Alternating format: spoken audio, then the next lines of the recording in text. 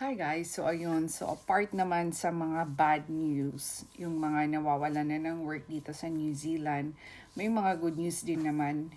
Meron akong kakilala mismo na yung partner niya is a chef and nagpunta siya dito to visit her.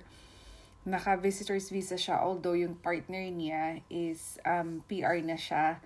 And parang 6 months ata ang binigay sa kanya to visit. Tapos lalaki siya ha. And ang ginawa niya, naghanap talaga siya ng work. Ano kasi siya barbero. So magaling siyang manggupit ng hair. Tapos nagpasa siya ng mga resume. Walk-in talaga siya. And magaling, siya ang nag-cut sa hair ko actually. Yan, kinut niya yung hair ko. Yan. And nagpasa siya ng mga resume kung saan-saan na mga salon, ganyan. And nakuha siya actually. Ang galing nga Tapos, ang laki pa ng salary niya compared sa nurses. Kung alam ko lang, at least nag-learn ako how to make gupit. Kasi, ang laki pala ng kita. Kasi ang per hour niya is $30 an hour. So, ang laki ng ang laki ng kita din niya.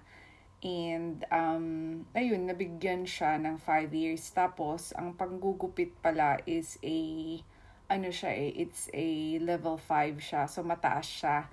Kaya, nakahanap siya ng work agad. Hindi naman agad-agad. Parang, yata siya February siya dumating, March, April, May, June, July. After mag 6 months na yung visa niya, tsaka nakakuha siya ng work.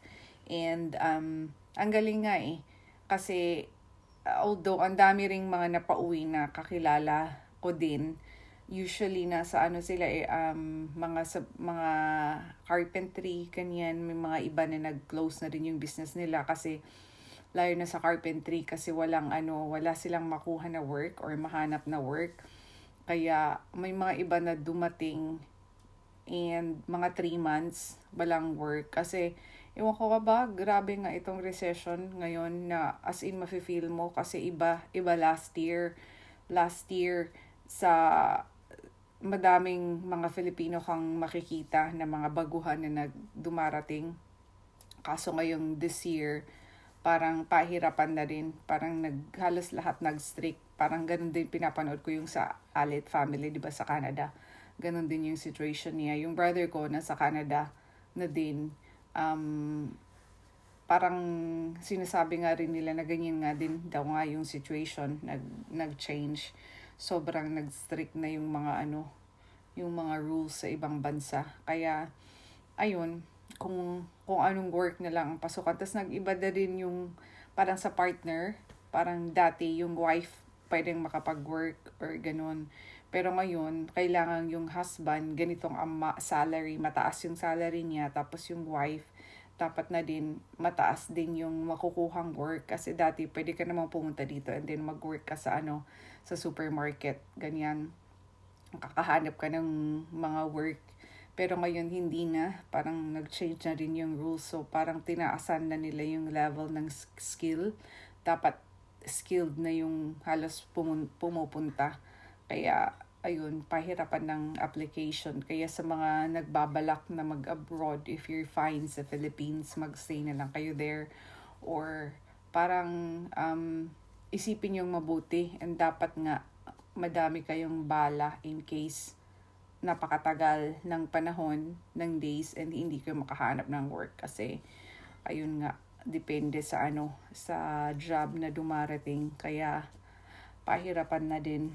So ayun, so ako naman naka-maternity leave ako, mag-e-end siya sa November, pero nakumuha ako ng 1 year na ang hirap yung 2 anak, ikaw lahat. So naka-rest lang siya dyan. And dito, habang tulog pa siya, kasi drop off namin yung panganay. Habang tulog pa siya, ayan, mag-YouTube muna ako. Bumalik ulit ako sa YouTube kasi parang hindi ako nag-YouTube ng matagal. O hindi ako nakapag-chika ng matagal.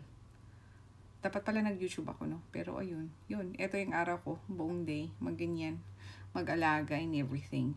So, kung anong mga questions nyo guys, or kung meron kayong gustong malaman sa mga pangyayari here, drop a message below. Thanks for watching. Bye!